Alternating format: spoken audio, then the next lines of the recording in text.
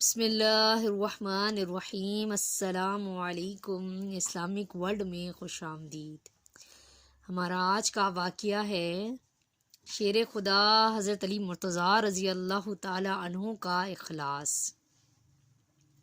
واقعہ کچھ اس طرح ہے کہ فاتح خیبر علی حیدر شیر خدا رضی اللہ تعالی عنہ ایک مرتبہ میدان جہاد میں ایک کافر پہلوان کے مقابلے کے لیے نکلے۔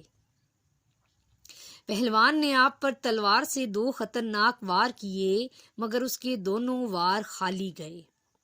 اب اسد اللہ غالب علی ابن ابی طالب کرم اللہ وجہہ الکریم کے حملے کی باری تھی۔ آپ نے ذوالفقار کی ایک چمکی دی اور ناگہاں حریف کا پٹکا پکڑ کر جو ایک جھٹکا دیا تو پہلوان بدحواس ہو کر گھوڑے کی زین سے زمین پر گر پڑا۔ آپ جھپٹ کر اس کی چھاتی پر سوار ہو گئے اور قدرت پکار اٹھی کہ شاہ مردہ شہر یزدہ قوت پروردگار، لا فتح الا علی، لا سیف الا ذوالفقار۔ آپ نے اس کا سر کاٹنے کا ارادہ فرمایا کہ اتنے میں اس بد نصیب نے کیا حرکت کی کہ توبہ نعوذ باللہ، اس ظالم نے شیر خدا کے اس مقدس چہرے پر تھوک دیا جس چہرے پر تمام انبیاء کرام کو بھی فخر ہے کہ علی جیسا دلدل سوار ہمارا فرما بردار ہے، اور تمام اولیاء کو بھی فخر ہے کہ علی جیسا سید الاولیاء ہمارا مولا ہے۔ جو ہی اس نے آپ کے چہرے پر تھوکا، آپ نے تلوار کو میان میں رکھ کر فرمایا کہ جا، میں تجھ کو قتل نہیں کروں گا۔ پہلوان حیران ہو کر پوچھنے لگا کہ اے علی، میں اس فلسفے کو نہیں سمجھ سکا کہ تم نے مجھ جیسے دشمن اسلام کو قابو میں پا کر اس طرح کیوں چھوڑ دیا؟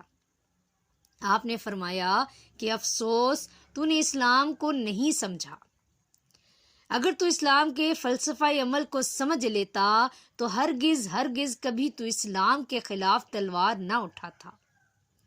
سن، جب میں گھر سے جہاد کے لیے نکلا تھا تو صرف اللہ کی رضا کے لیے، جب میں تیرے حملوں کو روک رہا تھا تو صرف اللہ کی رضا کے لیے،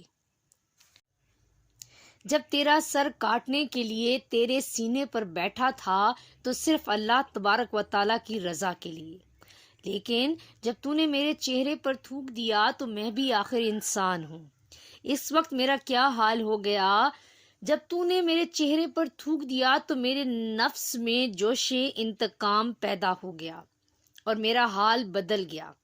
اب اس حال میں اگر تجھ کو قتل کر دیتا تو تیرا آدھا قتل تو خدا کی رضا کے لیے ہوتا اور آدھا میرے نفس کے لیے ہوتا، اور خدا کے کام میں یہ شرک جائز نہیں۔ شیر خدا کی اس ایمان افروز تقریر کا یہ اثر ہوا کہ پہلوان کے دل و دماغ میں ایمان کا نور جگمگا اٹھا۔